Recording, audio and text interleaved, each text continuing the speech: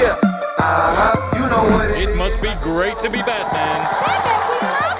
Thank you. I'm blushing super hard under the mask. The previous Lego movie they say they have more like 3 million bricks. So in this opportunity, Yeah. Well, we the same with this movie. It was like we try to make this movie feel as big as a regular Batman movie. We want it to feel epic. When a giant Gotham City, a giant Bat Cave.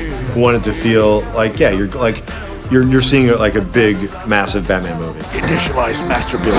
Here you go,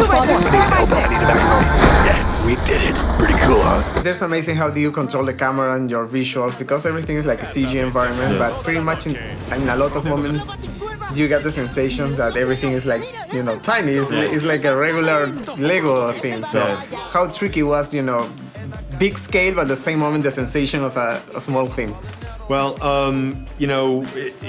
that's you're always trying to find a way to sort of like make sure that people, feel like they're in a big movie at the same time, kind of zeroing in on what's charming I think about these characters because they are kind of tiny because you can see fingerprints on them or scratches and stuff like that. We're always looking for ways to sort of remind you, oh, you know what, these are toys that kids play with, and I think that allows us to kind of get away with some of the things from a storytelling standpoint that we get away with. Hi, Batman! No way!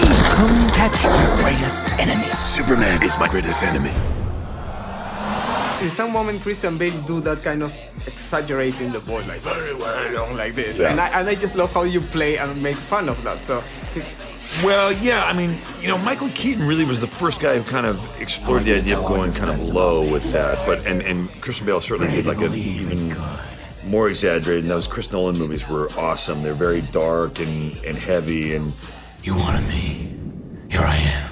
Christian Bale obviously is an awesome actor, and You're never gonna meet him. and He's not interested in meeting him. and just seems like a really good guy and a great dad, and and I want deserving of everything and more, and if ever a guy deserved to make more money than a girl, it's Christian Bale.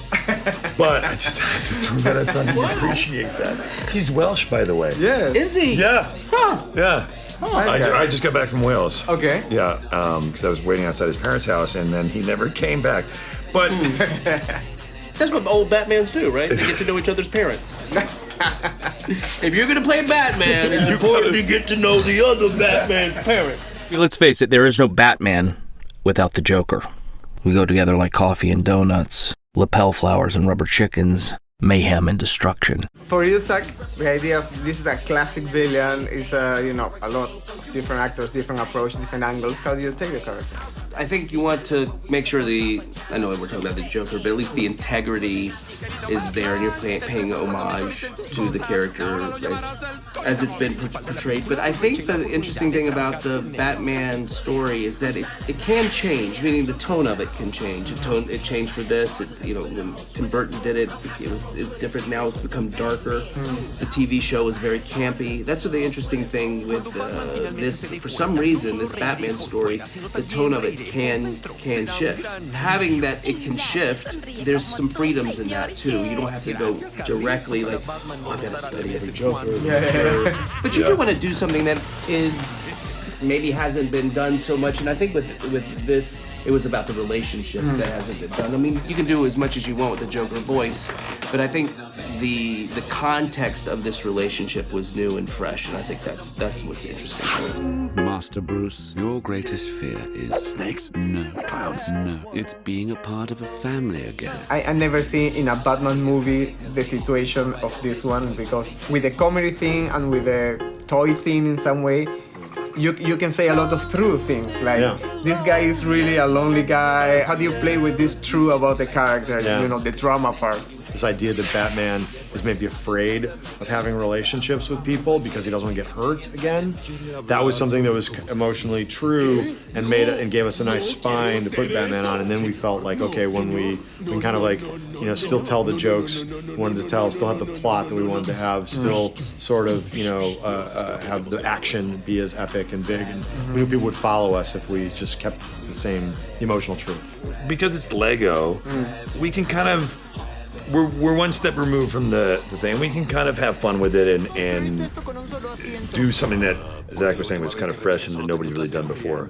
And I think also because it's an animated toy movie, if you will, if to explore this relationship, the deeper relationship, and then maybe in a narrative live action, I don't know if it would have translated. The fact that it's silly, it's an animated movie, it allows you in a weird way the juxtaposition of it to explore it. Yeah. Congratulations, you're Media coach, I have a media coach. He's so good. You know what it is. Everything I do.